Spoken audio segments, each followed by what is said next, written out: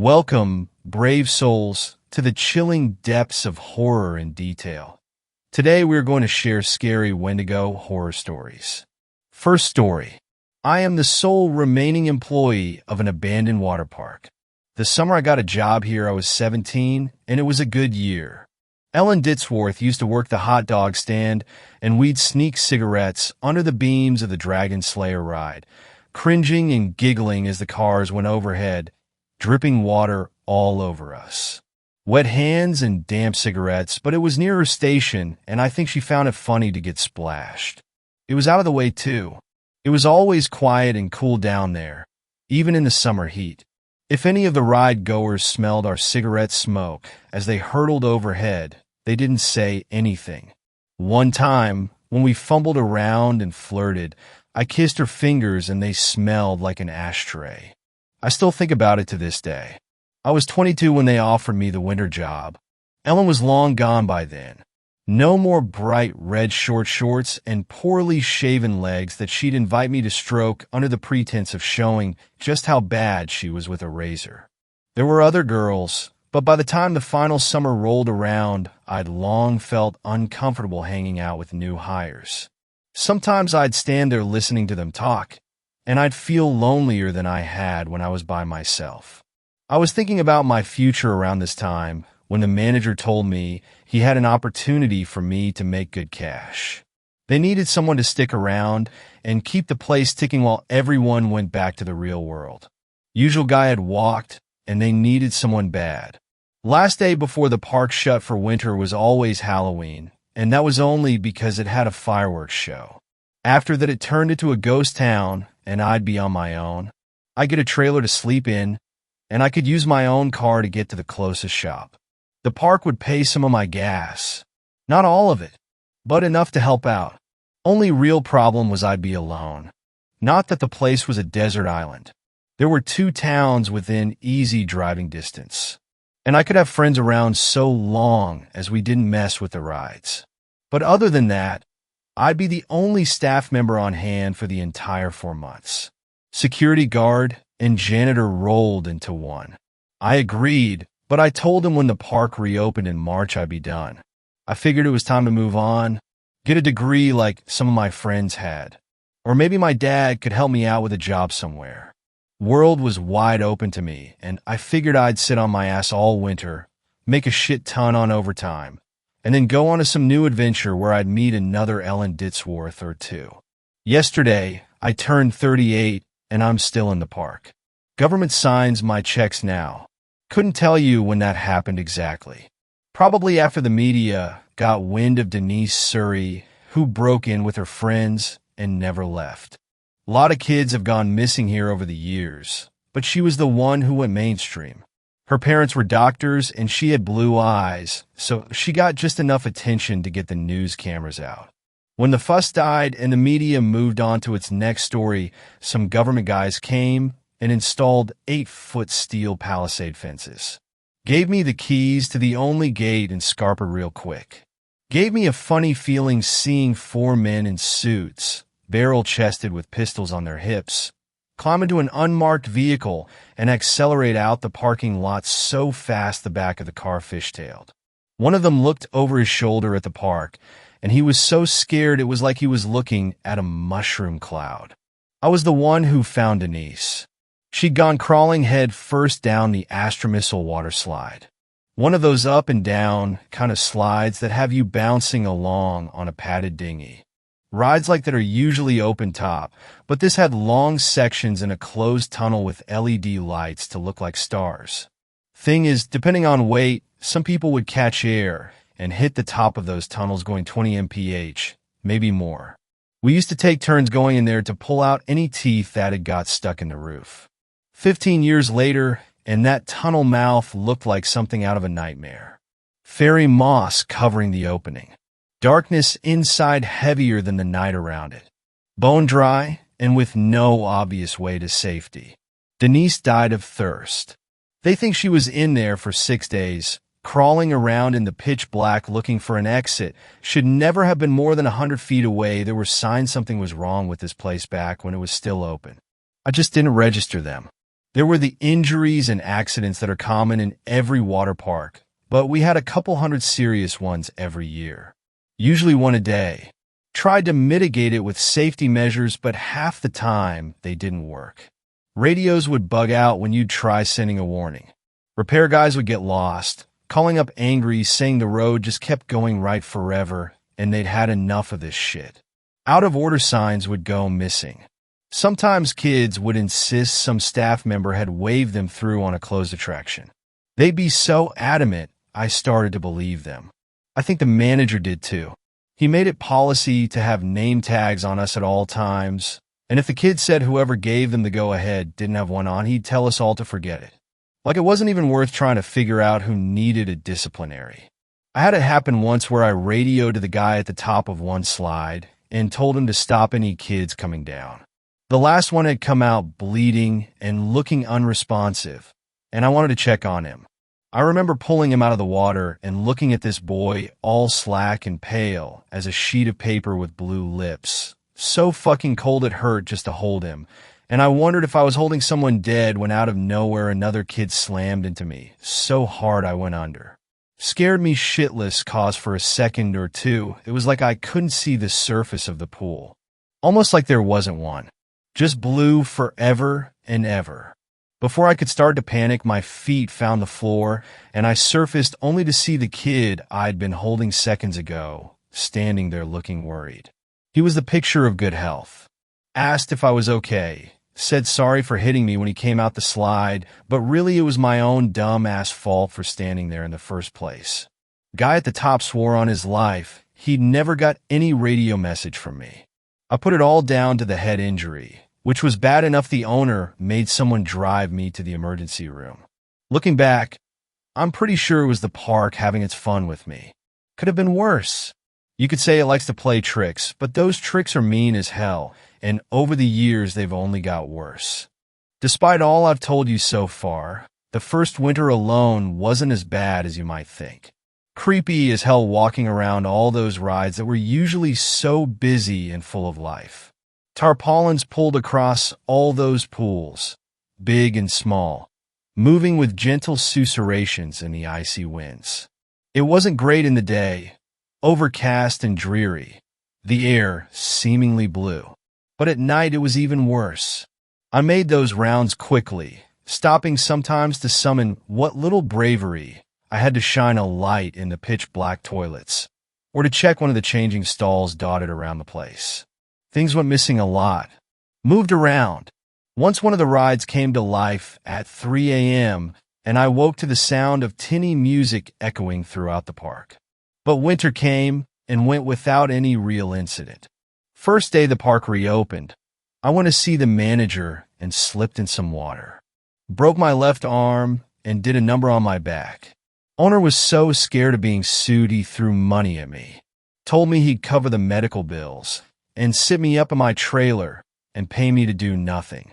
Nothing. What was I going to do? I'd arranged to start another job on a construction site in a few weeks, and there was no hope of me doing that kind of work with my injuries. I needed money and had no other way of making it. I agreed to stick around until I felt better, but unfortunately I never felt better. Winter soon rolled around again, and the same deal as last time was back on the table. He needed someone on site, and I needed money. I took it thinking another few months in the park wasn't so bad. I was wrong. Second time round was a lot worse. Part of it was me. 23 years old, and with a bad back, drinking most nights and struggling with the prescription painkillers. Spent most days haunted by the strange feeling that my life's honeymoon phase was over. Hardly any friends accepted my invite to come spend a couple weeks, and those that did weren't around long. Couldn't tell you if that was just us growing apart, as friends often do, or the park's strange influence. Dave came round with his girlfriend for a couple nights. She grouched the whole time, hated sleeping in a trailer while I stayed in a tent outside. But she hated the park too. Said she felt watched all the time. Trip was cut short when we found her screaming one morning. She was pointing at one of the slides, saying something had come out of it, and was in the pool swimming around, but when we looked we didn't see nothing. She did have a hell of a bite on her ankle, though. funny shape to it. Dave looked at it and got real freaked out. They left in a hurry. Another car's tires screeching as it hauled us out of here at top speeds. Never did figure out what happened, but if she didn't like the park, well, I guess it didn't like her either. Not that I was much safer. Found myself getting cut up like crazy doing basic odd jobs. Things broke all the time, even if they'd been fine for years and years. And then one night, I came into my trailer to find a drowned possum on the little kitchen table. Poor thing was soaked in chlorine water that dripped onto the floor in a puddle. No marks going to or from it, like it just appeared there out of thin air. It stank like hell, though. It had clearly been dead for days and days. I gingerly dropped it into a garbage bag using a pair of tongs and threw the lot in a dumpster, but I still couldn't spend more than a few seconds in the trailer without gagging, so I slept in the tent instead. Pitched it as close as I could without picking up that smell, but I had a bad feeling the whole time I set it up, like I was being watched. By the time I was climbing inside, it was midnight, and I was desperate to get to sleep and see the cold night turn to day. Barely an hour later, and I had to climb back out of the tent because the trailer door was banging in the wind. Okay, I told myself as I shuffled over in my tidy whiteies, arms wrapped around my chest for warmth. That's my own stupid fault for leaving it open. I closed it in a hurry and went back to the tent, but stopped dead in my tracks when I saw the zipper was pulled shut. I hadn't left it like that. I didn't know what to do. My brain went in two directions at the same time. One said I was mistaken. I had closed the tent and just forgotten it. The other said something or someone had crawled inside and was waiting for me. It had set the whole thing up as a trap, and the best thing to do was to get in my car and drive until the sun rose. But I was already half cut and knew I shouldn't be driving. The skeptical half of my brain made an appealing case. The world isn't a nightmare, it said. It can look like one sometimes, but it isn't real. If you hear a bump in the night, you go looking and find it was all nothing, and you take a deep breath, laugh at yourself for getting scared, and move on. Still, it took everything I had just to take a step towards the tent, and I shone my light at it hoping to see some sign of something in there. By the time my hand was on the zipper, I was shaking like a leaf and rethinking my ethical code of not driving drunk. But when emotions get that high, it's like you run on autopilot. Must be a survival thing. I opened the flap without really telling myself to, and then I was looking inside my tent, and there was nothing there. I crawled inside quick as I could, pulled the zipper back the other way, and tried to go to sleep.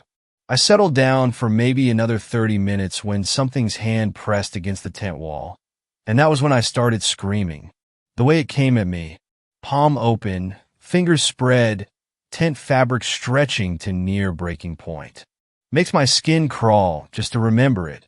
Long fingers that tapered to a point, almost razor sharp, and a palm not much larger than a golf ball, even if the fingers spanned a dinner plate. In the nightmare reality of the moment, I saw it the way I might see a spider. Equal parts disgust and terror. I had to get away, and I backed up so fast I wound up rolling the whole tent like a hamster ball. Lost the zipper in the panic. Didn't find it again until the last scream finally left my lips, and I was forced to catch my breath in the silence of an empty night, accepting that whatever was out there was either laughing its ass off at me or waiting patiently.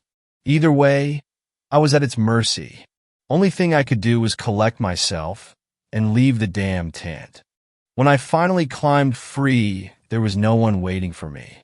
Only a couple wet footprints going to the nearest pool. I considered pulling the tarpaulin back and looking, but I was already scared shitless and had no courage remaining. Instead, I ran into the trailer, slammed the door shut, barricaded it with every last piece of furniture that wasn't bolted to the floor, and fell asleep with the smell of rotten meat filling my lungs. Come morning, I was thankful for the sunlight and the feeling that last night's events were just a dream. After that, I locked my trailer door every night, and I never slept in that tent again. No more possums, but it isn't uncommon for me to find scratches and dents in my door each morning. Nothing serious, but looks to me like the probing of a curious animal. Couple days later, something locked me in the boys' bathroom near the east end of the park. I'd only gone in cause one of the faucets was running. I just turned it off when the door slammed shut, and I couldn't get it open again. Had to kick the lock out, which isn't an easy thing to do. First kick, I nearly broke my ankle. Second time hurt just as bad, and I had to take a breather to cope with the pain. Found myself pacing and occasionally stopping to listen for any sign of someone waiting for me outside. Someone I could shout at, blame it all on. Anything to keep the anger churning and not let it turn to fear. It was a full hour before I got panicked enough to give it my all and finally broke the lock. Burst into the cold air, all red-faced and flustered, and found the park silent as a graveyard. Just those tarpaulins waving gently in the breeze. I learned some important lessons that winter. If you feel watched, feel like you're walking into a situation someone planned, it's because you are. When the park reopened, I was out of there without a moment's hesitation. Finally got that job on a construction site, and it lasted all of 3 weeks before I hurt my back again. Spent the rest of the summer laid up on my dad's sofa drinking and watching daytime TV. Got a call off the manager around August, and he told me it had been a bad summer. Not only had the cops been sniffing around like crazy cause some poor kid went missing in the area, but they'd had twice as many injuries as before. Said he'd just spent the day in court hearing testimony from the parents of some kid who'd never walk or feed himself again after he hit his head on one of the rides. He sounded pretty beat up about it. He wasn't the best boss, but it wasn't like we worked for Mr. Burns either. Poor guy was way out of his depth. Anyway, part of the court settlement was he had to have staff members on site 24/7. I'd done it twice before, and he was desperately in need of someone who knew the job. I nearly said no, but he told me it was me or some 17-year-old lifeguard who'd shown interest in the job, and I didn't like the thought of that. God help me, I accepted, and when I went back that third time, I took a gun. And this time I trusted my instincts. If I walked past a changing stall and heard the shower running, I let it run. Hour later, it'd be turned off again. If I saw someone had left the lights on in the staff room, I let them stay on until morning when I could deal with it in the comfort of daylight. Flushing toilets, wet footprints, open doors. I learned to stop sweating the little things, and 9 times out of 10, they went away on their own. Pretty soon I found myself laughing at them. A big fat wallet sitting in the middle of a solitary lounger that had been dragged into the moonlight. A phone ringing from somewhere in the depths of a maintenance hatch. Those kinds of crude tricks weren't going to work on me, I decided. Thought I had it all figured out, and there was nothing left for that place to show me. And then the park ate a drifter. Or something did anyway. Did it right in front of me, too. I'd found the guy sleeping in one of the brick and mortar bathrooms. We got to keep those things warm enough to stop the pipes bursting, so I guess they make decent enough shelter. He was an agitated old fuck. Called me all sorts as I told him to clear off. He didn't make for the main exit, though. It wasn't like he'd parked a car in the lot, was it? Instead, he just made a beeline for the nearby hills. No fences in that part of the park back then. Only open fields moving into woodland. His plan was to just walk into the wilderness in the middle of winter, and I wondered if I was actually marching some guy to a cold death. I remember looking at his shoes and seeing the backs of his heels exposed, and I realized I couldn't let him do that. Snow was due to fall that night, and I knew it was going to get real bad out there. "Hey," I cried out while slowing to a stop. "Look, man, it's late, I'm sure." My words died out. I didn't really know what to say when he turned to face me. He was angry and tired, and I knew he wasn't ever really going to be thankful for some randomer's charity, but that didn't mean I shouldn't try. For a moment, the only sound was the tarpaulin of the large pool to our right. Was just about to cough up some more words when his feet went sideways. His body rotated around his center of mass, and the next part of him to touch solid ground was his head. It made a noise that makes my teeth ache just to think about. A percussive, almost musical note that really shouldn't be made by a human skull. The blood that sprayed across the tiles reminded me of when I'd go paintballing with my friends. I remember looking down at it and noticing a couple loose teeth. Strange feeling. For a few seconds, everything turned to a kind of white noise as ancient instincts rooted me to the spot with fear. Paralyzed me. Million thoughts went through my head. The guy was dead. Something had taken him. That blood used to be inside of him. I have blood inside of me. Does my blood look like that?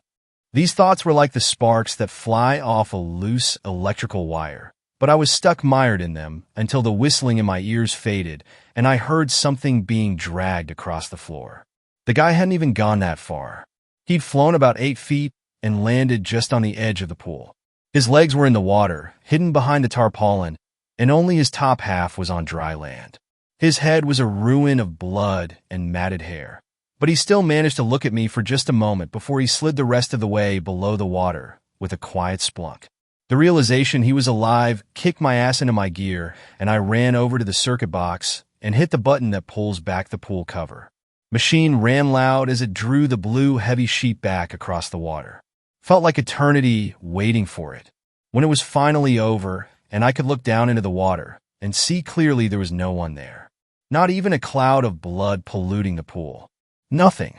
I felt like I was going insane, and I even looked over and double-checked that the guy's plastic bag was still where he dropped it just so I could be sure I hadn't made the entire thing up.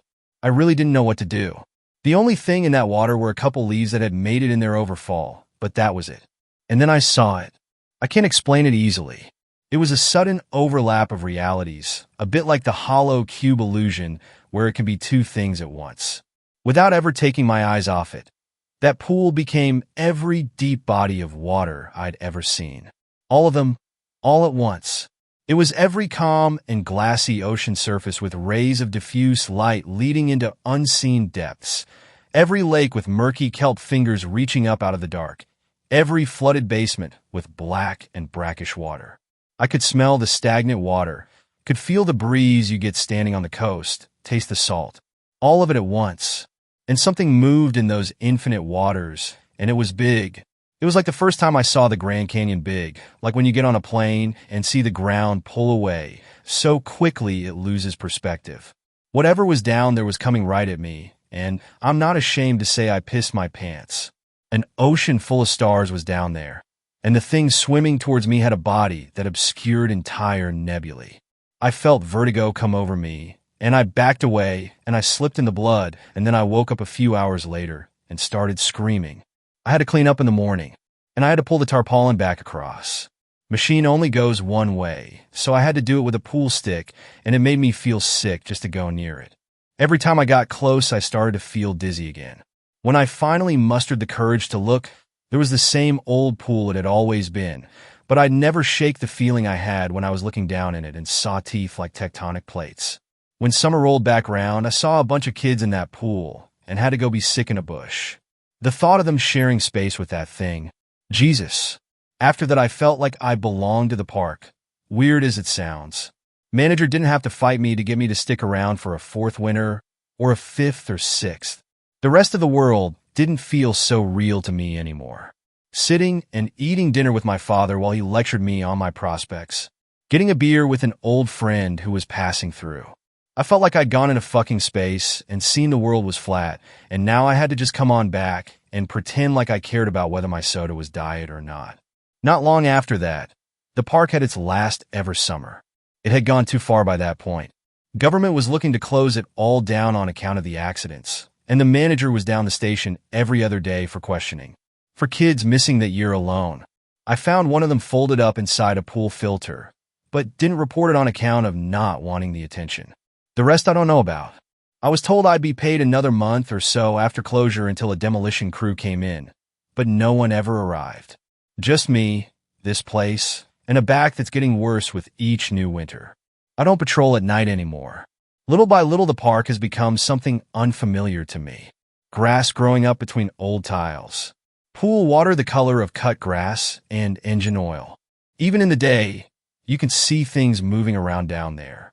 And the smell of chlorine no longer fills the air. Now it's the heavy stench of rotten algae and dead water, and sometimes the tang of the salty ocean that I've learned to avoid like the plague. Makes me see stars in the corner of my vision and I don't like it. My dreams are bad enough. Drowning in the dark, something huge bearing down on me. I've woken up more than a few times and vomited up salt water. I can't bring myself to think what any of it means because I just don't want to know. Last time I went in the park after dark, I had a close call. Worst of my life. I've been thinking about leaving ever since, but I worry there's not much else out there for me at this stage. That, and I kind of feel guilty I didn't save all those kids with the cameras. Urban explorers, they call themselves, and I say kids, but really they were college students who record videos for something called TikTok. Anyway, they came prepared, scouted the park, even scouted me, working out my routine and where my trailer is so they could avoid my general line of sight. I had no clue they'd watch me for a whole day. Once they figured I was passed out or asleep, they drove their van as close to the fence they could find, climbed the top, and hopped on over. For about an hour, they got what they wanted. I've watched the footage 100 times. Broken down toilets covered in graffiti. Smashed windows and broken glass covering the floor. Old pools full of ancient water covered in thick, brackish scum. You can hear the glee in their voices. That kind of urban decay was their bread and butter. And they were good at it too. They stayed quiet. Didn't shout or break anything. They just filmed.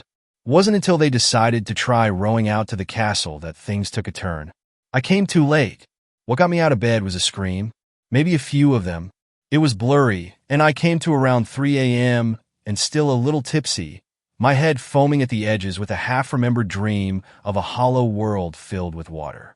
As soon as I saw the van, I realized someone had gotten inside the park, and I hadn't just been dreaming the sounds of splashing water and panicked.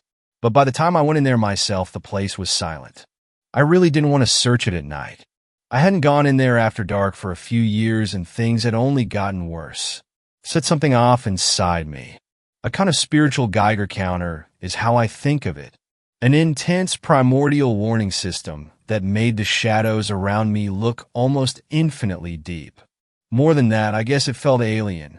Sounds stupid, but it really did feel like I wasn't on the same planet anymore. I don't know. That part might just be all in my head, but that's how it felt that night. I pushed myself just about as far as I was willing to go when I heard it. A rhythmic hollow knocking.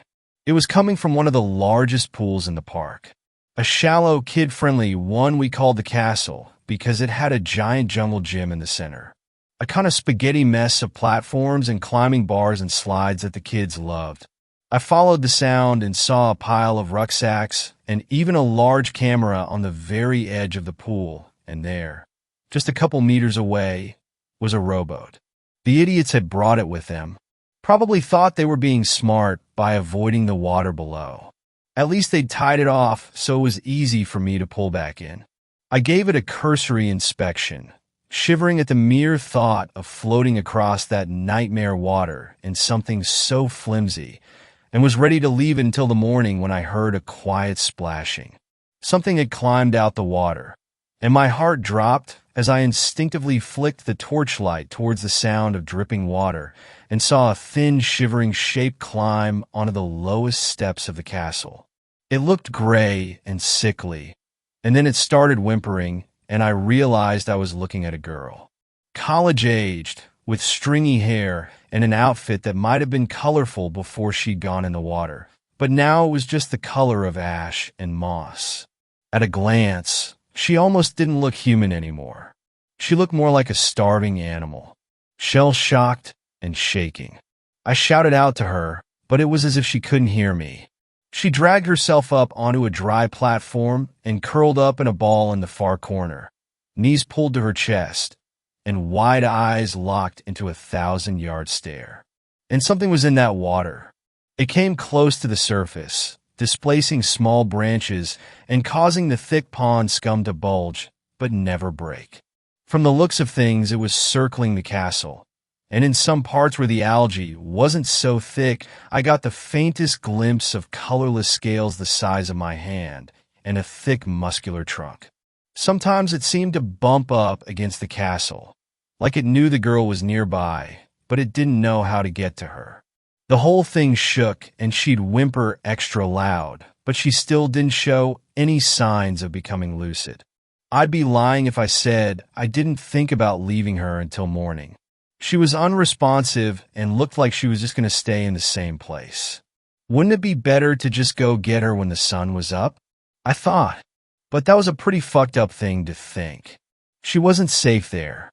I wasn't safe just standing inside of the water, and she was on some old piece of plastic held together with rusting bolts. What if it collapsed? What if something came out of the water? God knows it could happen. Something had touched my tent all those years ago. Who's to say it wouldn't walk on out to take her? At some point I made the decision. Don't know exactly what did it, but I think it was the sound she was making, that and the knowledge she'd been in there. God knows what she'd seen. I had to have sympathy. She needed help, and I was the only one around who could give it. So once something deep inside me clicked, I knew I had to move quickly before the fear started to fuck with my head. I grabbed the rope and began to pull the boat towards me. I wasn't sure what would happen. Half expected something to breach the water like a hungry shark and swallow the boat whole. But instead, whatever was circling the castle just slunk into the depths and stayed out of sight. Somehow that was even worse, and I found myself scanning the water obsessively as I worked up the courage to get into the boat. I tried to keep the momentum, though. I didn't let myself start thinking or doubting myself. I just climbed in awkwardly, 1 foot at a time, damn near shitting myself when the whole thing wobbled, and I briefly felt like I was going to lose my balance. But I managed it, and soon I was sitting down and using the oars to pull myself through the water. As I rowed, my brain moved along in different directions. Part of me was almost watching myself, like from above, and asking over and over, what the fuck are you doing? While another watched that water for the slightest sign of life, and a third part of my brain was watching me for signs I was going to crumble from the adrenaline and ice-cold fear coursing through my veins. Each time the oars broke the water, I kept waiting to see something coming after me. And I was about halfway there when I realized that if it was big enough, it could just bowl the whole boat over like a shark knocking a surfer off his board. It was too far to turn back when I saw the water rise in the distance. Again, it didn't break the surface, but it came close and sent a couple waves rolling across the entire pool where they lapped against the distant edge. They made the whole boat rock side to side like it was just a bit of driftwood. When the bulge in the water appeared again, it was on the other side of the boat, and I made the terrible decision to stop rowing and look over the edge. There was no bottom to the pool, but whatever was down there wasn't swallowing continents anytime soon, at least. Hard to pin size down, but based on the steely blue fins that slid by close beneath me, that didn't really matter. It could eat me easy enough, and that was all that mattered. Hell, I wasn't even sure if it was a fish or a squid or something else entirely, but I was pretty sure it still had a mouth somewhere in that murk. It gave the boat a gentle knock. Nothing serious. Not enough to roll it, but enough to let me know it was interested in me. I decided I couldn't just stay there floating in one place forever. I had to move. I grabbed the oars and threw all caution to the wind. The sooner I got off that water, the better. Sure, I'd have to figure out how to get back, but that was a problem for later. Right there and then, all that mattered was the rising terror and disgust that took all my strength to keep from bubbling up in a full-blown panic. As soon as the boat began to move, the creature slid out of view again. Didn't know if I ought to be relieved or even more afraid, but I took advantage of the lull in its activity to close the distance, and once close enough, I pulled the boat over to the same steps the girl had climbed. Once there, I secured it with a bit of the rope and hopped onto the first step, cringing at the way the ice-cold water felt slick and slimy against my ankles. The girl flinched at my touch, but she didn't scream or pull away.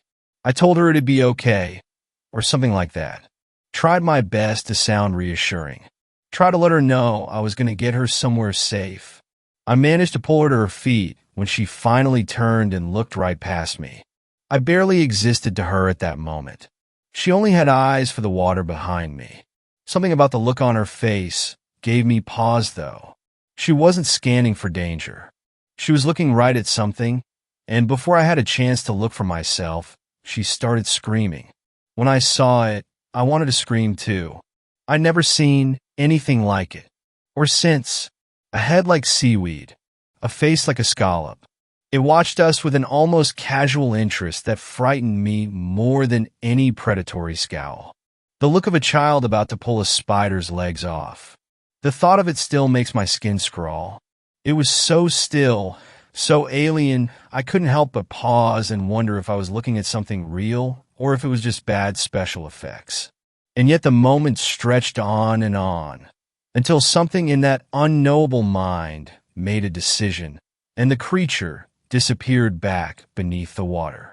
I made a decision too, and I dragged the young woman to the nearby boat where she started to fight me the moment she saw it. Can't say I blame her.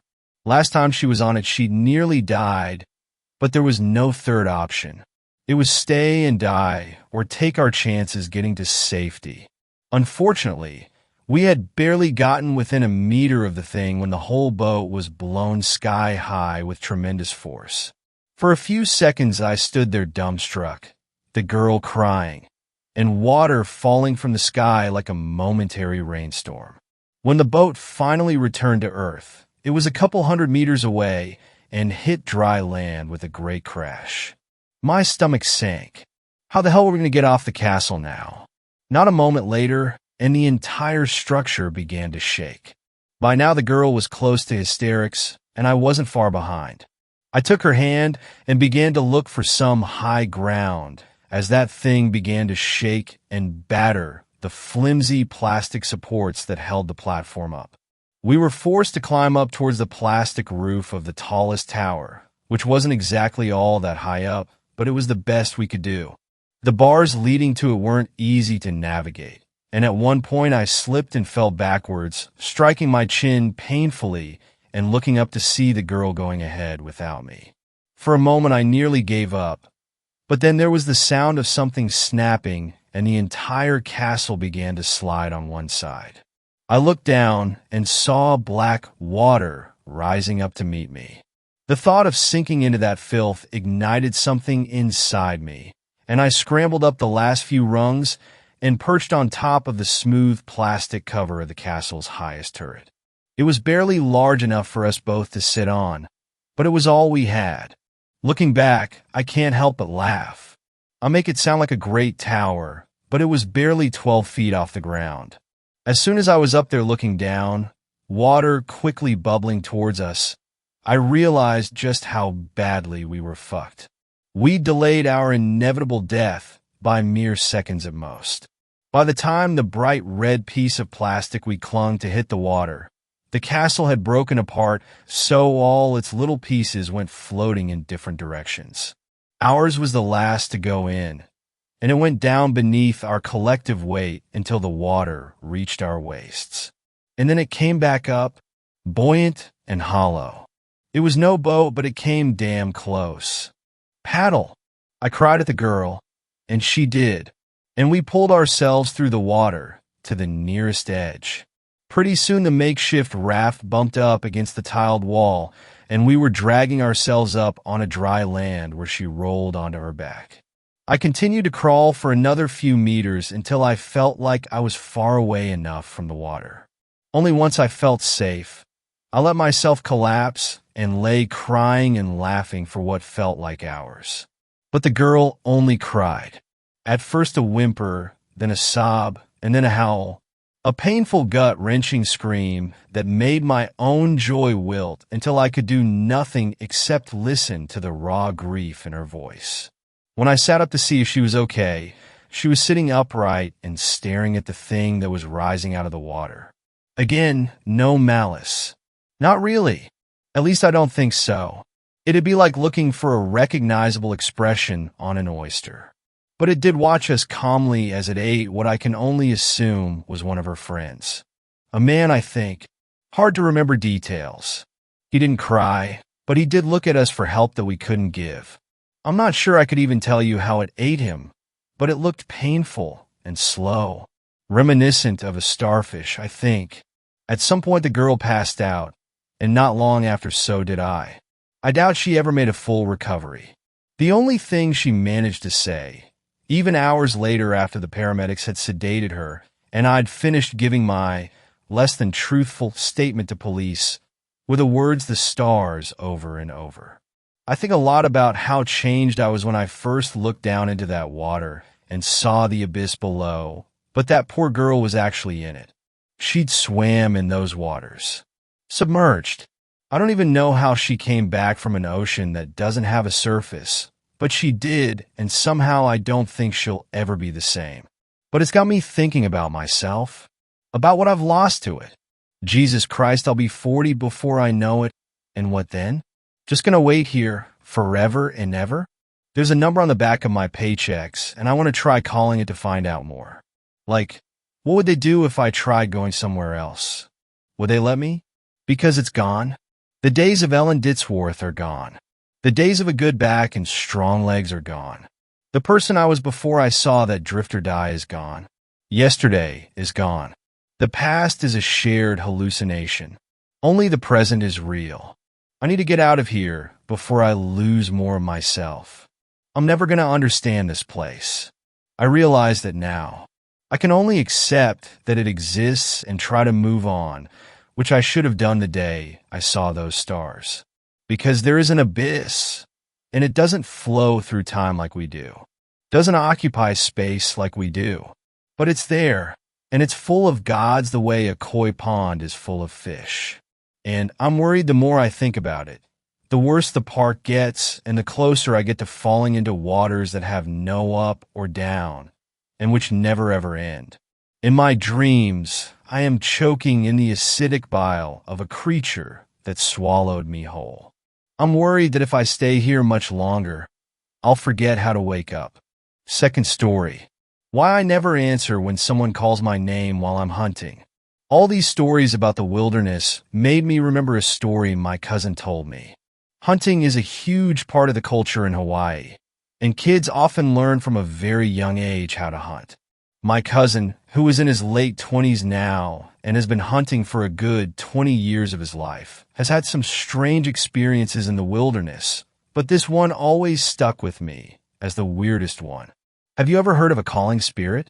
I'm sure they exist outside of Hawaii, but the gist is if you're somewhere like the woods or you're alone somewhere, if you hear someone call your name, you do not answer. Bad things happen when you answer. I'm going to write the story like how he told it to me. I was around 8 years old when this happened, when I had just started going hunting. Me, my cousins, and my uncle went hunting one evening in Wailua. By the time we were done, we were about a mile away from our truck. It was about 9 p.m. and it was dark. My uncle said, "I'm going to go get the truck. You kids wait here." But my cousins wanted to go with my uncle. I said, "I'll wait right here. You come get me. I'm not walking." I was over walking. My uncle was like, "You sure you want to wait alone?" I said, "Hell no. I'm not walking. I'll wait." So he said he would be back in half an hour with the truck. Not too long after they left, I heard something moving in the bushes.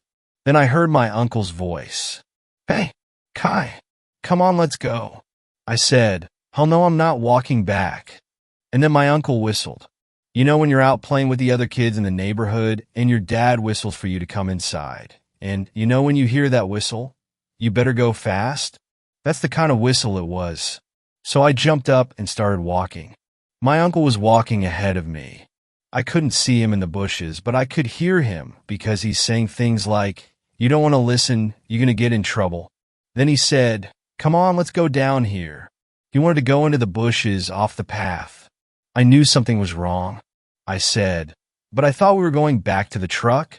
Just then, I saw headlights back in the direction we started. And then I heard my uncle's stereo blasting, the only song he ever plays when he goes hunting. I start running. I take off, and something grabs my backpack.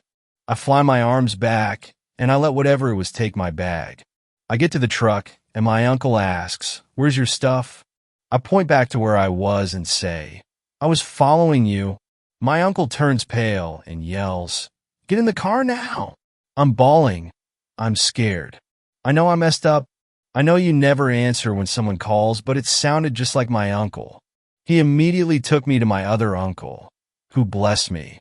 Till this day, when I go hunting, I never answer when anyone calls my name. Third story. How I survived and killed a Wendigo. My family was shocked when we heard our Uncle Benjamin was found dead in the woods surrounding his vacation home. I didn't know him very well, as he lived far away from most of the family. So, I only saw him at family meetings. His funeral wasn't a big event. There were my two aunts, Lucy and Laura, my other Uncle Stephen, and my little nephew, Mikey. In Bensville was written that I got his vacation home. I figured that it was nice to spend some time in a place where there was no distraction, as I had to study for my exams. Also, if I would rent a small apartment, I would probably have to live off instant noodles and water for a few months. The day after the funeral, I packed up my things so that I could move to my new home. The drive itself was uneventful, though I did underestimate the length of the drive. When I was driving through the woods, I thought that I saw a face or two amongst the trees, but I just blamed it on my mind for being a bit sleepy, as it was around 11 p.m. when I arrived. Once I was there, I put all the food I had in the fridge and made my bed so I could sleep. When I woke up the next day, I showered, made some breakfast, and hopped in front of the TV to watch a show on Netflix. Halfway through my show, I thought I heard barking coming from the woods, but didn't think anything of it as I thought it was coming from my show. However, the barking did not stop, so I decided to check it out. I walked a bit in the direction I thought it was coming from, but I couldn't find anything. So I shrugged and walked back. The rest of the day was uneventful. I did, however, sort out a few moving boxes. As it was getting kind of late, I decided to watch one more episode of my show and head to bed afterwards. The next day started off normal. I showered, ate breakfast, and started to unpack a few boxes. However, around 10 a.m. I heard it again, barking. This time I knew it wasn't just my mind playing tricks on me, as I heard it loud and clear. I directly stopped unpacking and went to investigate the noise. When I went into the woods to check out the sound, I found a tiny Labrador pup. It was covered in mud and scratches. I knew I couldn't just leave him there, so I took him home. I gave him a bath to get all the mud and filth off him, and then I took him to the closest vet, which was about 5 miles away. Once we arrived, I took a seat in the waiting room. I couldn't help but notice that the other people in the room had a small look of judgment towards me. I totally understood why, as the pup looked like he had been attacked. When it was our turn, I heard a soft whimper coming from the pup, but he did decide to walk with me to the room. After a few checkups, the vet asked me if I owned the pup. I said no, and that I found him in the woods. The vet went quiet for a second and asked me if I wanted him to check for a chip. I said yes, and the vet checked, but found no chip. So I suggested that if he didn't belong to anyone, I could take care of him. The vet sighed and went to get the papers for me to fill in, so I could take the pup home. On the way home, I went to the local pet store to buy some toys, food, and a food and water bowl. After buying all the stuff I would need to take care of him, I thought of a name for him. After about 5 minutes of thinking, I came up with the perfect name. Winston, I called out. Winston directly jumped up from his seat and started barking and wagging his tail. When we got home, I directly put everything in place. I put his dog bed next to the couch with some toys and his food and water bowl in front of the TV.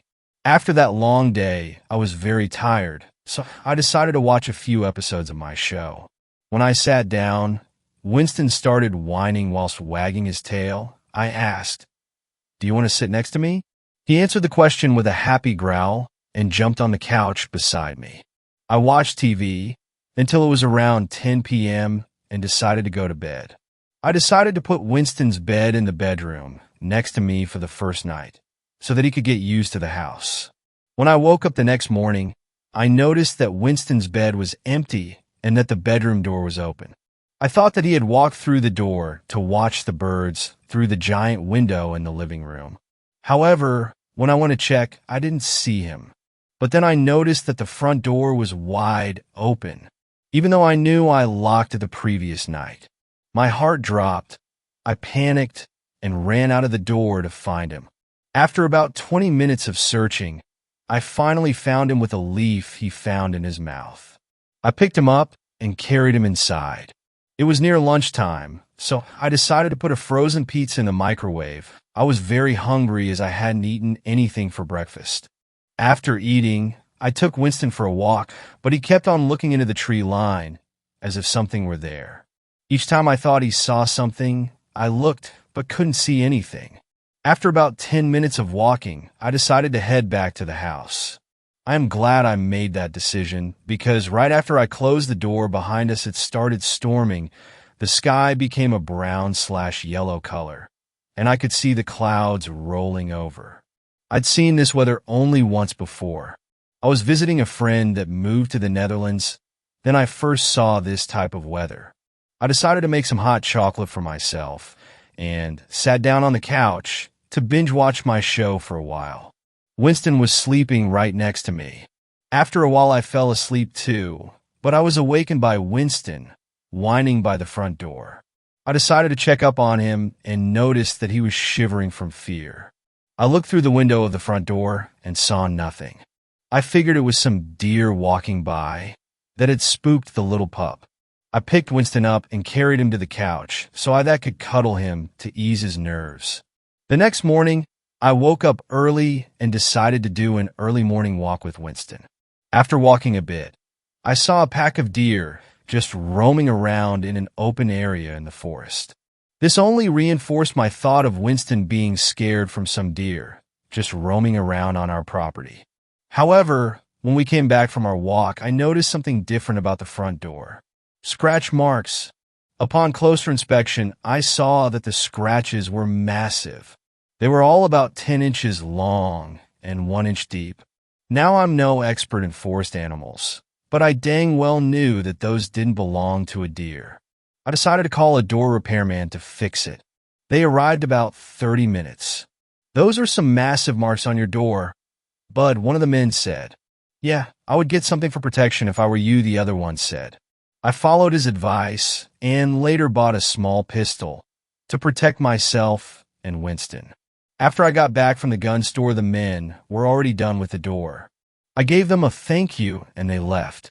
The following day started as normal. I woke up, had an early shower, and decided to do another early walk with Winston. I saw 2 squirrels fighting over some pine cones, a flock of birds flying in the opposite direction of my house, and I think I spotted a small mouse running through the freshly fallen leaves. However, Winston was shivering against my leg, whining. I asked what was wrong, and he basically jumped. I decided then and there to head back. I heard something growl in the distance, and another flock of birds flew in the opposite direction of the sound. When I was back on my property, I noticed something weird. My front door was ripped from its hinges and was lying about 3 meters to the left. I directly pulled my pistol out of my pocket because I didn't know if who or whatever had left yet. When I walked into the house, I froze. There were scratches everywhere. Whatever had done this had enormous claws. Upon closer inspection, I noticed that the claw marks were the exact same as the ones on the door from yesterday. I also noticed that my fridge door was hanging from its hinges. When I looked in the fridge, I saw that it was a mess. All the meat was gone, and all the drawers were ripped out of the fridge. I put the front door back in its place using the tools I had recently unpacked and fixed up the fridge. After I was done, I decided to take a little break, so I sat on the couch with my drink. After a while, I moved my arm only to touch something wet and squishy. I jumped and looked at what I had touched. It was the body of a squirrel, well, at least what was left of it. The squirrel was mangled in gruesome ways. A part of its skull was missing, its intestines were hanging out of its stomach, and its hind legs were broken. However, it didn't bleed anymore. I guess all the blood was soaked into the couch. I cleaned up the blood and buried the squirrel. I put a small stick on the grave as a sign of respect. After that, I decided it was time to pack my things. When I was about halfway done with putting everything in boxes, it was already late in the evening. I figured it wouldn't hurt to stay here one more night, but I was very wrong about that. I was woken up by Winston. He had jumped on the bed to hide with me. He was shivering and whining because he sensed that something was wrong. I stood up. Winston let out a bark to warn me. God, I should have listened. I went to the front door as Winston was looking right at it. I looked through the window and saw something big. It looked like a deer, but I knew it wasn't one. It had massive antlers and a skull-like face, and the smell, oh God, the smell. It smelled like a corpse that had been rotting out in the sun for days. When I heard another bark coming from Winston, the thing looked up and tried to smash the door with its head. I directly pulled out my pistol and fired 2 shots. The thing howled in pain and ran away. After that thing ran away, I began to grab my stuff. I grabbed the most important things that I would need, picked up Winston, and ran to my car. When I opened the car door, I heard the thing let out a cry behind me. I didn't look back. I hopped in my car and drove off. I'm glad that there wasn't much traffic on the road, as I was going about 90 miles an hour. I mean, can you really blame me for it? I wanted to get out of there as fast as possible. While driving to get out of the woods, I saw the trees flash by. It reminded me of the first night I got here. However, it looked much different in the daytime. It also reminded me of the face I had seen amongst the trees. I now know it wasn't my mind playing tricks on me that night, as the face I had seen looked exactly like the face of that thing. Lost in thought, I wasn't paying much attention on the road. However, I was directly awakened by the sudden movement in the trees. When I looked towards the movement, I jumped in my seat. The thing suddenly jumped in front of my car. I screamed. The creature looked at me and lunged towards me. I slammed the gas pedal and drove around the creature. It stared right at me with its hollow eyes as I drove past. For hours later, I was back in my hometown. I figured I would go to my aunt and Uncle Lucy and Stephen, but then I remembered that Mikey was allergic to dogs. So I went to my other Aunt Laura. I figured that she would like the company of me and Winston because of the sudden passing of her brother. I texted her. I was coming over and that I was taking my new friend with me. She told me that it was nice for me to come over, but then she asked me why I would drive all that way just to see her. I told her that I would explain when I got there. After about 20 minutes of driving, I arrived at her place. She opened the door and looked at my face.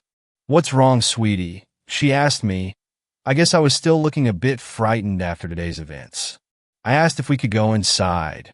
She agreed, and we sat on the couch. "Is that your new friend?" she asked, looking at Winston. I told her yes, and that his name was Winston. "That's a cute name," she said. Then she asked why I was here and why I looked so pale. I told her everything. I told her about Winston, about that monster, and about all the weird stuff that happened. She went silent for a bit. Then she asked me if I could describe the appearance of the thing. I told her about the antlers, the skull-like face, and the smell. After I told her about it, she looked terrified. She told me that my uncle called her multiple times about a giant creature roaming around on his property, and the next day he was found dead near his vacation home. She then told me that there were massive claw marks on his corpse and that he was hanging from his intestines, which were pulled out of his stomach. I was shocked.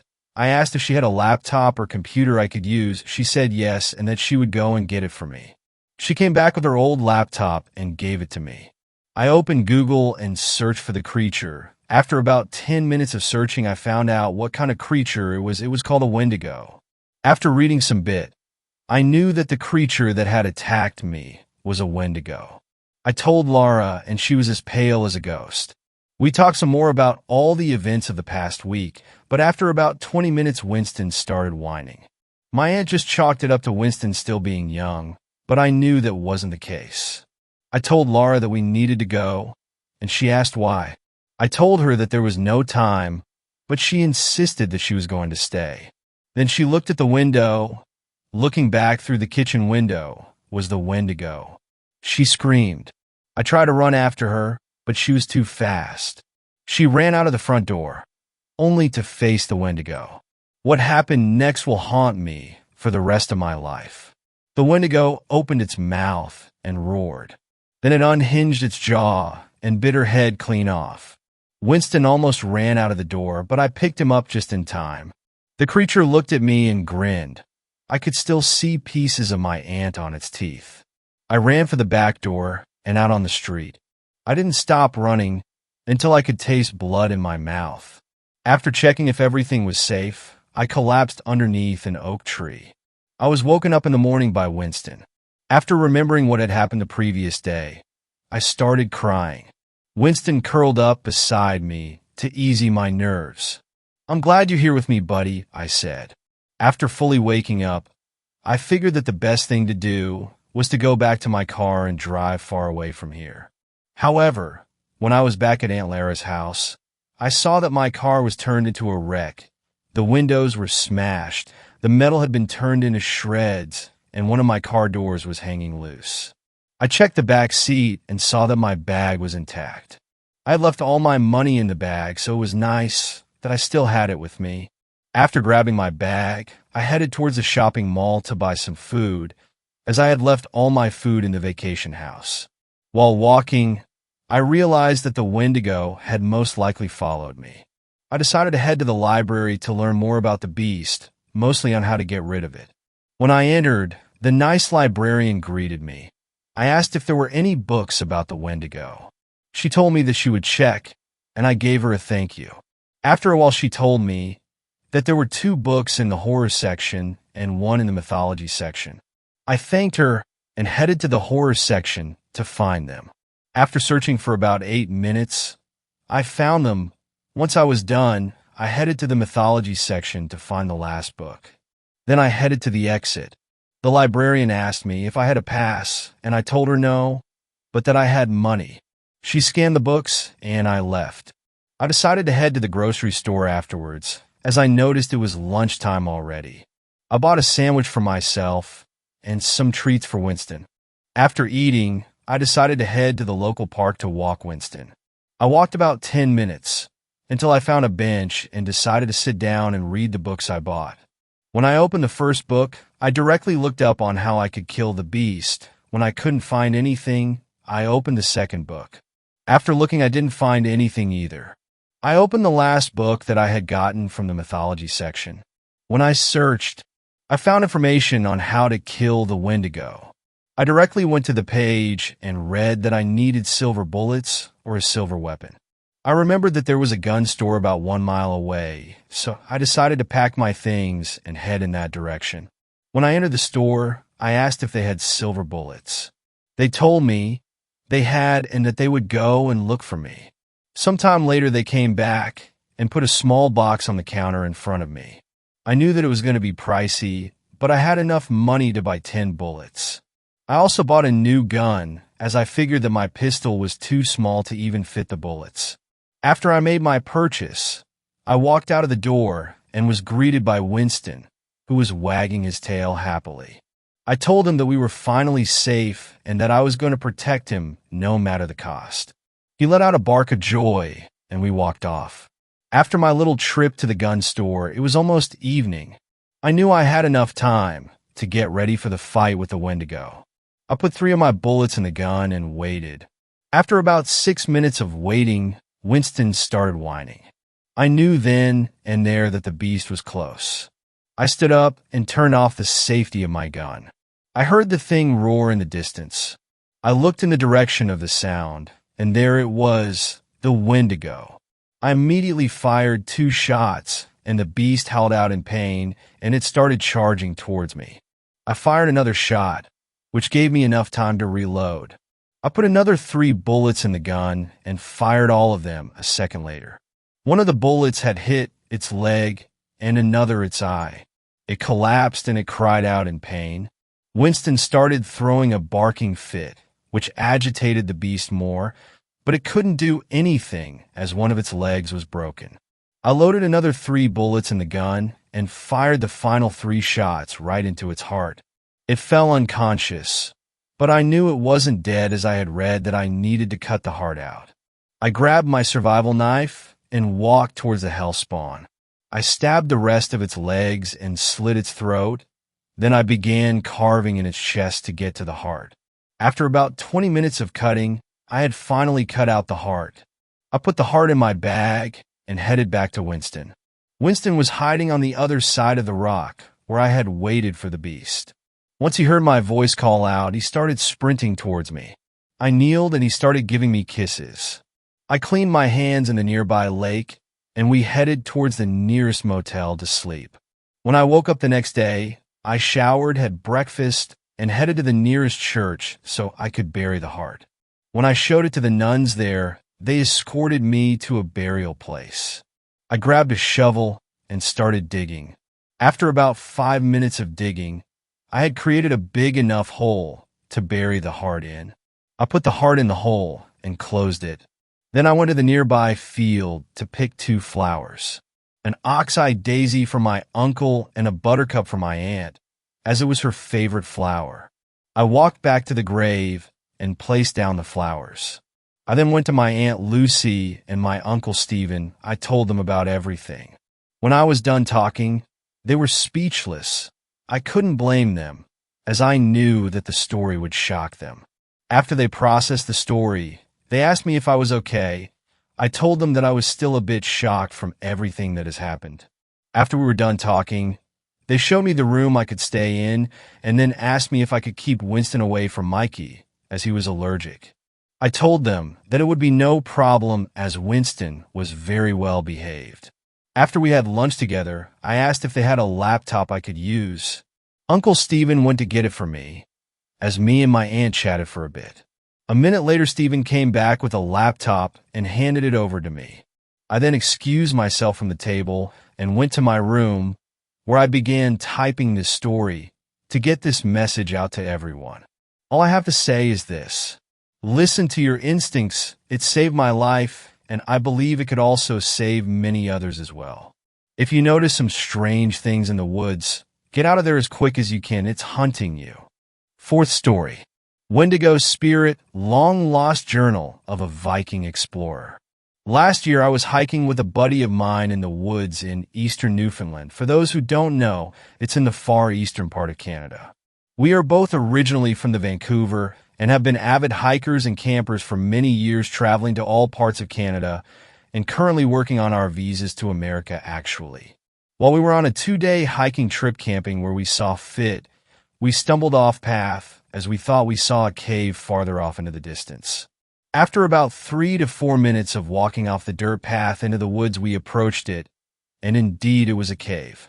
Knowing that caves are super neat, but also very dangerous for many reasons, we just looked around for a bit before deciding if we should check inside if it's clear or not, as it would make a good spot to have camp for the night.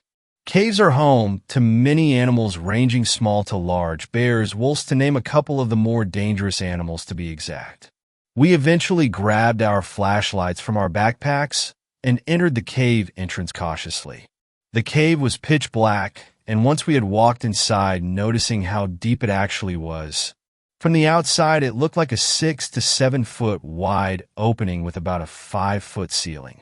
But once you stepped inside, it had a good open space ID guess to be about 15 by 15, which was more than enough space for the 2 of us to set up camp and get a fire going for the night.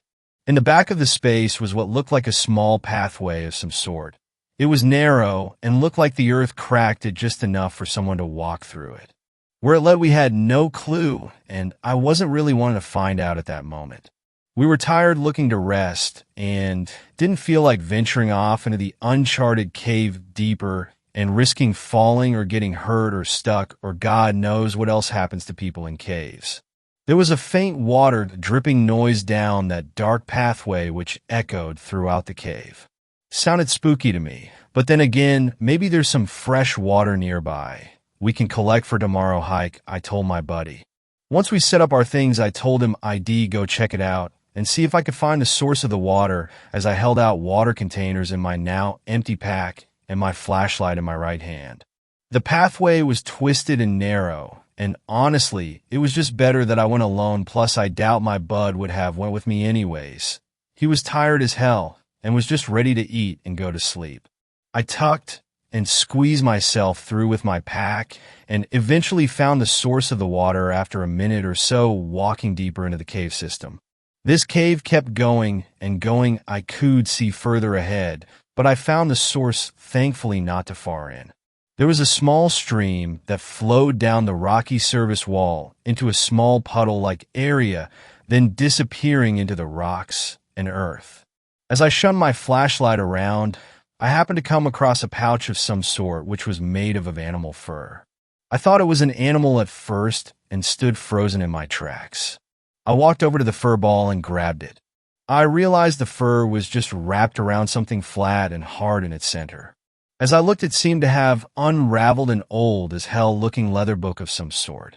I was really memorized about the find, but then realized how thirsty I was and took care of filling up our water containers first and bring this book and fur back with me back to our little campsite at the cave entrance. Once I got back, my friend had already gotten the fire going, which felt really nice as I sat down handing him his water. The night was on its way out with the sun starting to set. I told my friend about the book and let him take a look at it. He was always the history buff anyways. I just liked video games and hot chicks. He told me that this journal looked really old and is really surprised it in the shape that it's in. He pointed to the off shapes that were on the cover and on parts of the pages on the inside. They looked like runes he mentioned. I didn't recall what runes were, and he told me that in fact that was the way of communication writing back in the Viking days. As he read, I mumbled to himself, "Dude, this is written in English," which is odd unless this person or Viking traveler was educated or had traveled more than most. He read on for a few minutes and told me to check it out as it mentioned this cave on one of the pages. He handed me the book, and he laid back onto his mat and started to relax. I, on the other hand, was totally excited. Not only did I just find some ancient Viking journal in some cave in the middle of nowhere, but it was readable too. "This has to be worth some money," I said to him. He opened his eyes and just replied, "Dude, just read it or go to sleep." I smirked at him, and I laid my back up against the side cave wall and started to read the notes from inside this journal. "If you're finding this journal, that means I am dead. My name is Bjorn Erling, and the year is 1004 AD. I do not know the exact date of these entries as I've been stuck here in this cave for some time now. Our ship had arrived to the shores of this new-found land several weeks prior to these entries.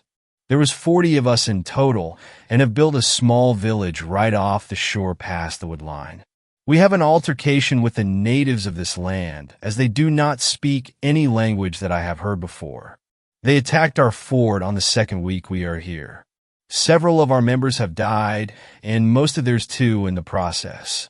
We can't seem to communicate properly with them, and they keep attacking in the middle of the night, and we are trying our best to bessen our defenses. We have built walls around our village, but they always seem to find a way inside, picking us off one by one. They're not big people, quite small in fact, but there are many, and our next ship isn't due here for another week or more. I was out hunting with a brother of mine in these woods. We went deeper than we have been as our people are hungry and we needed meat. The sun was dim and the colors above were quite pleasant to see when it was visible from all the trees overhead. We started hearing noises echoing around us in the woods. Not knowing what they were, we followed them. No sense at turning back. These sounds would have already startled off any catch we may have been tracking. As we continued deeper and deeper into the woods, the noises and snapping sounds became louder. We had no idea what was in store for us at the time, but we had to investigate. During our proustite, that when we both heard a familiar-sounding voice speaking to us. It sounded like one of our other Viking brothers back at the village that had gone missing during one of the attacks for the natives. "Bjorn, help me. They have me trapped here, and I cannot escape." My brother screamed, "By Odin, where are you?" Silence. The voices didn't reply. I gripped my sword handle on my waist, and my brother held his bow with a firm grip. "Do you think that was really Kinjo?" "I don't know," I replied, "but we need to find out either way. It def sounded like him." We heard our brother speak again, but this time it spoke to use twice, but from different directions in front of us. "Levi, why did you not help me in the village? Hurry, I don't have much time." My brother Levi ran off to the left and motioned with his arm pointing for me to follow the other sound to the front right from our location. I nodded and readied my sword. After we had split up, I started to have a feeling of dread, and airy feeling was washing over me. This felt off. None of this seemed right. The natives didn't speak our language, and that voice did sound like our brother Nook, but it was off and away too. Not soon after, that's when I heard the screaming. The screaming of Levy. Rushing back in the direction I saw him walk to, I hurried as fast as I could, no longer caring about keeping the silence as I ran and screamed out to him, trying to find his whereabouts. Further in the distance is when I saw it. I cannot even call it a man. It was some kind of forest creature. It was skinny like it was starting and shaped like a man from what I could muster. Its long arms clawed my friend, dragging his now lifeless body further into the dark woods. This creature had antlers on its head like some kind of deer. We have gods like this back home. Had they followed us here to this new land and now punishing us for becoming Christians? I was in total shock, but there was no choice in the matter, and I was losing sight of them in the dark now, and there was a good distance still between us. I ran as fast as I could, but even in doing so still couldn't keep up with this creature dragging Levy.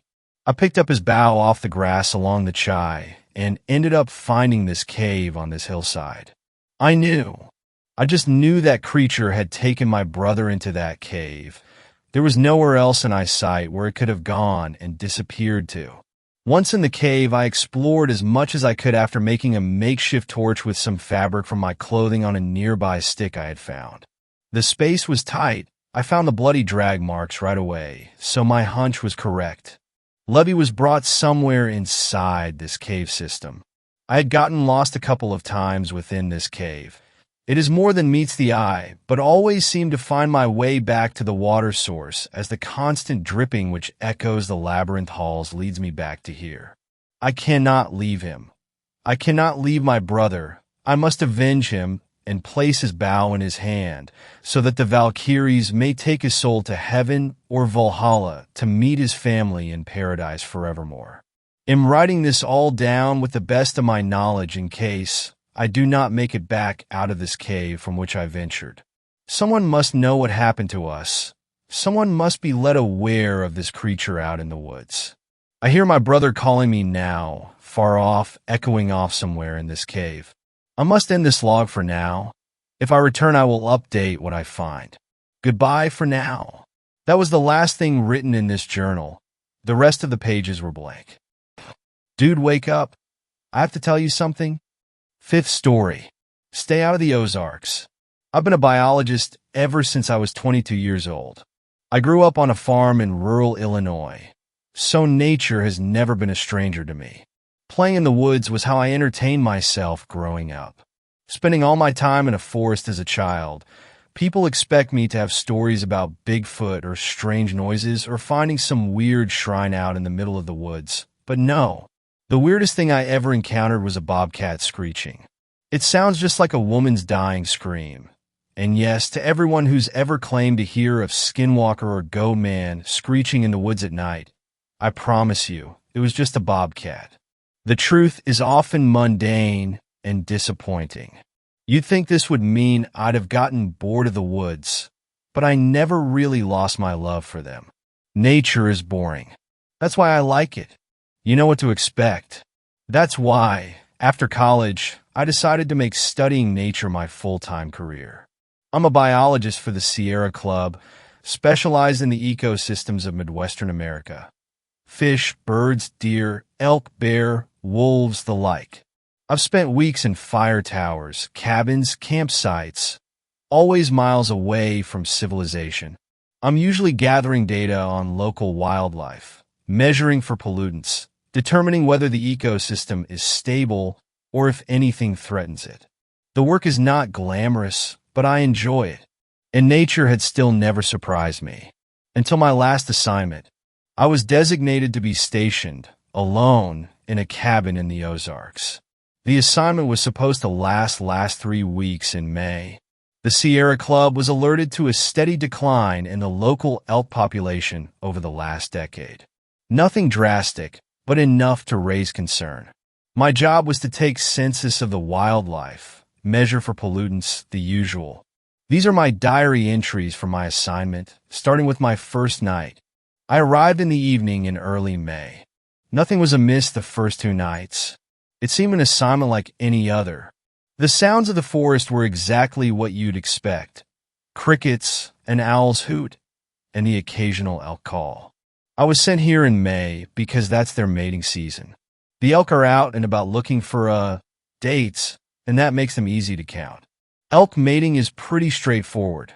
The female lets out a call and waits for a male to find her. Usually it's first come, first served, if you catch my drift. If only, right? It was clear that love was in the air, and for all the calling, you'd think I would start seeing elk. But by the second day, I still hadn't spotted a single one. The third night, I was lying awake in bed uneasy. Something wasn't sitting right with me, but I couldn't put my finger on why. I was about to nod off when a female call cut through the night. I sighed. That was the second time that night I'd heard her. What? Are the fellas having a guy's night in or something? And that's when it finally hit me.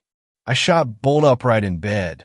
For the last 3 nights, I had heard nothing but female mating calls that should have drawn every male within half a mile. Now elk are not discreet, and they don't beat around the bush.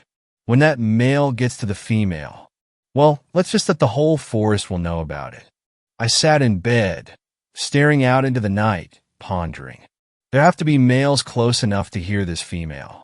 So after 3 nights of her calls, why haven't I heard the main event? The third day, I went out onto the trails, once again looking for some sign of elk in the forest. What I found was not encouraging. About a quarter mile from my cabin, I was trekking down the trail when I noticed something 30 feet into the woods. A large brown, fuzzy mass lying in the brush. I smiled. An elk taking a midday nap? I took out my binoculars to get a closer look. It was an elk, all right, but my smile dropped when I realized that the brown, fuzzy mass was completely still. I carry a hunting rifle with me for safety. I readied it and approached the elk carefully. It looked fine from where I was standing, but I nearly dropped my rifle when I rounded to the animal's front. It was carnage. The poor creature had been completely gutted.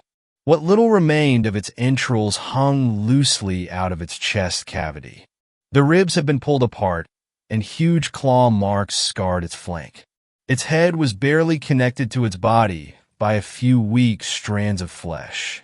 I heaved and almost lost what little breakfast I'd had. It was horrifying. I had to take a few moments to collect myself. This was the first time that nature had surprised me. What could have possibly done this? I've studied wildlife for years. This was a bull elk in its prime. It would have stood 9 feet tall alive, a king of the forest. There is no predator on this continent that could have taken down a full-grown bull, pack or no pack. Even a grizzly wouldn't mess with something this big. And bears are mostly scavengers anyway. My mind raced through possibilities, trying to think of an explanation. Maybe it had been sick. Maybe a predator came upon it in its sleep, took it by surprise. Yes, that must be it. It couldn't have fought back. But this savagery, those claw marks were bigger than even a grizzly's. And its ribs, no quadruped could have exerted leverage on the ribs to split them like that. You would need arms. A chilling thought occurred. A human? Could humans have done this? But why? Hunters would skin it, or take the head at least to mount on their wall. Is some psychopath out here dismembering wildlife for fun? And that still wouldn't explain those gruesome claws. Whatever this was, it needed to be reported. I was sent here to investigate the elk population declining, and this had to be related. I fished out my camera to take photos. Having to document the horror from every angle was heart-wrenching. The look in its eyes. This elk had been terrified when it died. I want to take one last shot. Just as the shutter clicked, my ears registered something. A sound from behind me that my camera had nearly drowned out. I whipped around. I had barely heard it, but it was there. A twig snapping. My camera hung from my neck, and my rifle from my shoulder. I dropped the one to snatch up the other. Idiot, I thought to myself as I pointed the rifle towards the sound. I had been so shaken by the sight of the body, I had completely overlooked one important fact. The kill was fresh. This corpse hadn't even begun to decay. This elk had been dead no more than half a day. And that means whatever killed it may still be nearby. With my rifle still trained on the spot, I backed away towards the trail. My hike back to the cabin was the only time in my life I felt scared of the forest. Trees surrounding me on all sides, no visibility. I jumped at the slightest sounds, never lowering my rifle, never going more than 5 seconds without looking behind me. I felt like prey, never knowing where the danger would come from, or when. I didn't relax until my cabin door was closed and locked behind me. I spent the rest of my day inside the cabin, shaken. I readied the photos and sent them to my supervisors. They would take a day or two to respond. Until then, my plan was to investigate. During the day, and with my rifle ready, that night was my last night at the cabin. I was getting ready for bed when I heard a female elk call again. The first one that I'd heard that day. And close. Very close. Wildlife don't like buildings. They smell of fire and metal and gasoline, all unnatural to them. They steer clear. What was this elk doing so close to my cabin? I peered out my window into the dark of the forest. No sign of her. She must have been beyond the tree line. I grabbed my rifle. Of course, I wasn't going to shoot the elk, but I might send a few shots into the air to scare her off. It would be nice to know the elk are breeding normally, but I could do without front row seats. I unlocked my cabin and took a step out onto my porch, rifle still in hand. My eyes scanned the tree line, looking for the female. That's when a pair of antlers struck out from behind a tree. An elk's head followed them and turned peer right out at me. But this was a buck, probably attracted by the female's calls. This was promising, but all the more reason to scare them away. I raised my rifle to the sky and prepared to fire. That was when the elk flew into the air. Or its head did. The buck's head sailed in an arc towards me and landed just feet away from my door. I stood there in shock, trying to process what had just happened. Something or someone had been holding the head and had just thrown it. I nearly pissed myself in fear. I pointed my rifle at the tree where the buck's head had appeared. The light from my cabin barely reached. Were my eyes playing tricks on me? Had I just seen claws retreat around the trunk? I was frozen. I needed to reach behind me to open my door and get back inside. But I was too scared to turn my back on the forest or even take a hand off of my rifle. After a few seconds, I finally gathered up the nerve to brace the rifle against my shoulder, my fingers still on the trigger. I groped behind me until my left hand found the doorknob, never taking my eyes off the tree. Thank God the door had not locked behind me. With my left hand, I turned the knob and pushed open the door, then drew it back to my rifle. I backed away quickly into the cabin, slamming the door and locking it. I hurried to the windows, drawing all my blinds and making sure each was locked, never letting my rifle out of arm's reach. The terror I felt as I approached each window, never knowing if there would be someone or something on the other side of the glass staring back at me. There hadn't been, which was almost as unnerving. I rushed to the satellite phone to call the sheriff's office at the base of the mountain. The relief I felt when they picked up. "You need to get up here," I pleaded. "Who is this?" It was a sheriff's deputy on the other end. I'd met him and the sheriff before beginning my stay at the cabin. "It's me. I'm the guy stationed up at the cabin on the mountain." "Oh, sorry about that. What's the problem?" "There's someone up here fucking with me." "Get up here now." Whoa, slow down. You mean like kids or something?" "No, it is not fucking kids. Someone up here just threw a decapitated elk head at my cabin." In my panic, I'd somehow kept the awareness to use the phrase someone instead of something. I didn't want this guy to think I was drunk or crazy. I just needed him to get up here. Well, what did they look like? How many were there? Did they have guns? I have no fucking idea, man. They killed a goddamn elk, cut the head off, and threw it at my cabin. Just get the hell up here. Oh shit, okay, lock yourself in there. We're on our way. Man, please stay on the line. I'm scared here. I really was terrified. I wanted someone to stay on the phone with me, even if it couldn't help me. The man replied, I can't get to you and stay on the line at the same time. I'm calling the sheriff now. We're on our way. Just lock yourself in and stay there. The man hung up. I swore. I was alone again. A female elk call rang out again. This time it was even closer. It sounded like it was right outside now. I took up my rifle again. That's when the tapping started. While I was talking to the deputy, I hadn't been watching the windows. The sound was coming from the window to the right of my front door. My eyes widened in horror. A single gray claw was tapping on the right edge of the window. Just one claw. Whatever it was attached to wanted to stay out of sight. The claw stopped tapping. Instead, it drew itself along the window and out of my sight, leaving a long, ugly scratch. The sound was horrible, but it didn't stop when it left the window. I could still hear it dragging along the wooden walls of my cabin. The creature was scratching through solid wood. Could it break through my windows? Why didn't it? My knees shook. I tracked the sound of the scratching with my rifle. My mind raced. Could this thing get in? How long until the sheriff showed up? I was high up on the mountain. The drive up here took 45 minutes. Even if they hurried, it might be a half hour. Even if they did get here, could they stop this thing? Should I make a run for my truck? No. Whatever that thing was, it could get to me before I got the truck up and running. Something nagged at the back of my head, but I could barely think. The scratching was louder and louder. Whatever this thing was, it had torn a bull elk to shreds. How could I stop it? The bull. That's when I realized it. The head. It was the same head as the bull I'd seen earlier. It had the same scar down its right cheek. This thing was taunting me. It must have been there when I found the dead elk. It had been watching me, and now it had thrown the head at me. Was it telling me to go away?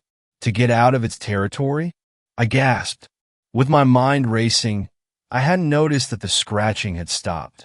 Where's that thing? My eyes darted from window to window. No sign of it, until the loud thud right above me. It's on the goddamn roof. I thought. Its footsteps echoed through my cabin. Between each step came rhythmic taps, no doubt from its claws. Was it testing for weaknesses? Was it merely toying with me? It had only been a few minutes since I called the sheriff's office. I was still far from safety. I hadn't moved since the call. The thing on my roof thudded from spot to spot. The shock was starting to wear off. Focus. Think. I told myself. The thing had probably seen me through my window. It was right above me. The bathroom. The bathroom was the safest spot. There were no windows. If it does break in, it will have to look for me, then break through the bathroom door. That might buy me an extra minute, and it might save my life. The creature knew where I was. I had to try to change that. I slowly slipped off my shoes. Keeping my rifle trained on the roof, I kicked a shoe towards my bed. Sure enough, the thuds on my roof followed, stopping right above the spot where my shoe had landed. It's tracking me. I slowly shuffled to the bathroom, not raising my feet, afraid to make a sound. Praying that the door would not creak, I opened the bathroom, preparing to lock myself inside. I was shutting myself in, hoping that I wouldn't die in this bathroom, when I heard a loud scratch, followed by a dull thud. It had jumped off the roof. It was on the ground again, outside the cabin. Why? Was it going away? I was afraid to hope that maybe it had gotten bored. Maybe it had found some other prey.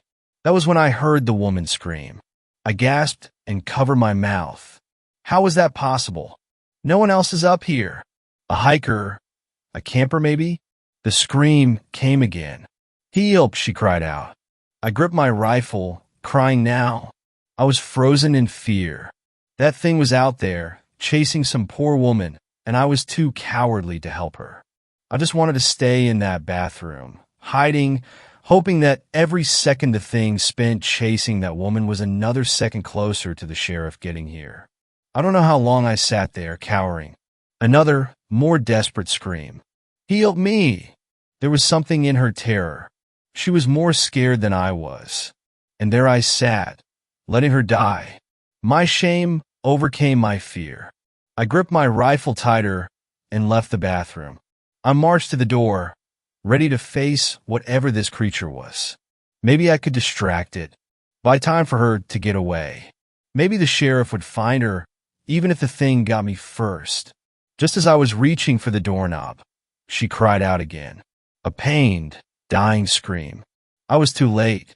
That thing had gotten to her. I was a coward, and because of that, she was dead.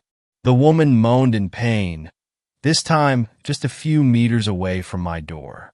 This must be her final moments. And I listened, safe in my cabin. She groaned once more. But this sounded different somehow. My eyes widened in shock and realization. I drew my hand from the doorknob, as if it had burned me. I had never unlocked it. Thank God. The moan came again. This time, unmistakable. That was not a moan of pain or terror. It was an entirely different kind of moaning. I backed away from the door. You motherfucker, I muttered. You almost got me? It all made sense now. There never was any female elk. Mimicry is a common adaptation in all ecosystems, both for prey and for predators. This thing, it let out female elk cries to draw in males. And then, I had already seen the result in the forest. That's why I never heard the elk mating. There was no female waiting for them, only this monster. And now it was trying the same tactic on me. I nearly sobbed in terror. It had tried to lure me with the sound of a woman in distress. It thought that might draw me out. When that didn't work, it switched to its tried-and-true method, a mating call. I aimed my rifle at the door. The moans continued, louder and more intense, building into a climax. I was nauseous at the thought of whatever was out there, squatting in the dark, mouth agape, emitting this perversion of a woman's voice, trying to draw me out into the dark and rip me apart just like that elk. I stood with my rifle trained at the door, not moving. I had resolved that I was going to stand there until the sun rose or until the sheriff came, and the moment I saw this thing, I was going to shoot it. I don't know how long I stood there among the echoes of that sick creature. Eventually, the moans puttered out, and I was left in silence, until the tapping began again, in the same spot as before. There it was, that single gray claw, tapping on that same spot where it had scratched the glass. But then a second claw joined it, then a third. It drummed them along the glass. Slowly, ever so slowly, a patch of gray poked out from the edge of the window. Time stopped, and the creature brought its face into full view. It was terrible, like a sloth, but its mouth and nose were caked in blood. It had tiny, beady eyes front-facing, a predator's eyes, large, pointed ears almost like a bat, thin, cracked lips. The monster looked right into my eyes. It cocked its head, and then it pulled those terrible, bloody lips back into a smile. Its razor-sharp teeth, still stained with blood and flesh, I'll never forget them. It pointed that hideous grin at me as it drummed those claws on my window. Shoot, shoot, shoot, I told myself. But I was frozen. This thing was going to kill me. Light poured through the front window. The monster disappeared out of sight. The sheriff and deputy had arrived in their truck. The two of them sauntered up to my porch and knocked. I had to shake myself out of my stupor and open the door. Both of them backed off and drew their weapons at me, screaming at me to put the gun down. I was still in shock. I think the only thing that kept them from shooting me was the terrified look in my eyes. They asked me what the hell was going on. I could barely speak. I just kept frantically repeating that they needed to get inside, that it was still out there, They eventually told me to come with them down to the sheriff's station. At first, I refused to leave the cabin. They sort of half-dragged, half-walked me to the truck. They said I was like an owl the whole ride down, my head on a swivel, always scanning the tree line for it. I must have fallen asleep after I got to the station. I woke up the next morning in a cell. I was confused and disoriented. I nearly wept from fear when I finally remembered everything I had been through the night before. The sheriff and deputy sat me down in a room and asked me what the hell happened that night. I was silent at first. I didn't know what to tell them. If I told the truth, they'd think I was crazy. They asked me about the elk's head that I'd told them about during the call. It was gone when they got there. Just a bloody stain on the ground where it had been lying. I made up a story, said that some kids were prowling around my cabin, making noises, trying to scare me. I called the sheriff's office because I thought I saw one of them with a gun. The sheriff only made me go over the story once. He seemed satisfied. He took me back up there the next day to collect my stuff, in broad daylight, of course. Sure enough, there were deep scratch marks along the side of the cabin. The sheriff didn't look at me. Kids, he said. We collected my things quickly and hurried back down the mountain. I reported to my supervisors that it was probably overhunting causing the population decline. They would never believe the truth. The sheriff saw me off while I was waiting for the bus to take me back home. He shook my hand and drew me in for one of the manly half-hugs. He gripped my shoulder. Don't come back, he whispered. I gave him a confused look. He stared me right in the eyes. It knows you now. Has your scent. Seen your face. Heard your voice. You got away once. It won't happen again. So don't ever come back. That was years ago. I burned the clothes that I had worn that trip, so there's no way they'd end up near the Ozarks again. Never been back anywhere near the Ozarks. And anyone who's ever asked me, I always tell them to steer clear. I've spent so much time trying to forget what I saw that night. But that face, I remember every detail. It's kept me up so many nights with so many questions. What the hell was it? Some freak of nature? A mutant that somehow survived past infancy? Something supernatural? An alien? Those ears, perfectly crafted to detect minute sounds, just like a bat. That explains its mimicry. It grew up in that forest, hearing the elk calls. After a while, it learned to copy them. I've spent so many nights asking myself, how? How did it know a woman's voice? I dread to ponder the answer. When sleep finally comes, I have nightmares. Nightmares about campers sitting around their fire, when all of a sudden they hear a voice calling out to them from the woods, crying for help. The voice in my nightmares, calling them into the darkness of the trees, away from the safety of their fire. The voice, my voice. Thanks a lot for watching the video. Till the end, subscribe to Horror in Detail for more videos. Drop your suggestions in comment section.